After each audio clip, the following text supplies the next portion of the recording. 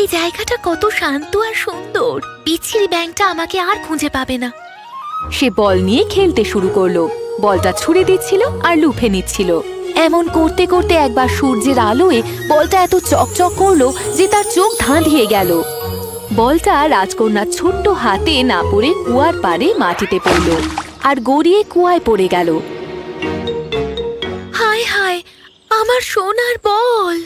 হে ভগবান, এটা কত গভীর! আমি এই গভীর কুয়ায় আমার বলটা দেখতেই পাচ্ছি না। সে মনের দুঃখে কাঁদতে থাকলো আর কিছুতেই থামলো না। কাঁদতে কাঁদতে সে একজনের গলা শুনতে পেল। তোমার কি হয়েছে রাজকন্যা?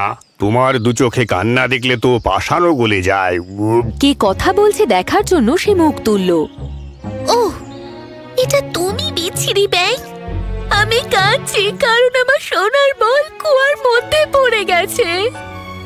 চিন্তা করো না, আমি তোমাকে সাহায্য করব, কিন্তু বল এনে দিলে তুমি আমাকে কি দেবে? তুমি যা চাইবে প্রিয় ব্যাঙ। আমার জামা কাপড়, মণিমুক্ত বা আমার মাথার এই সোনার মুকুট, যেটা আমি এখন পরে রয়েছি। তোমার জামা কাপড়, মণিমুক্ত আর সোনার মুকুট কোনোটাই আমার কাজে লাগবে না। কিন্তু যদি তুমি আমার বন্ধু হও আর যদি আমাকে তোমার সঙ্গী করো আর আমার সাথে খেলো আর তোমার পাশের টেবিলে বসতে দাও, তোমার থালা থেকে খেতে দাও, তোমার গ্লাস থেকে জল দাও আর তোমার খাটে শুতে দাও, যদি তুমি আমায় কথা দাও যে এই সব তুমি আমাকে দেবে, তাহলে আমি জলে ডুব দিয়ে তোমার সোনার বল তুলে আনতে পারি।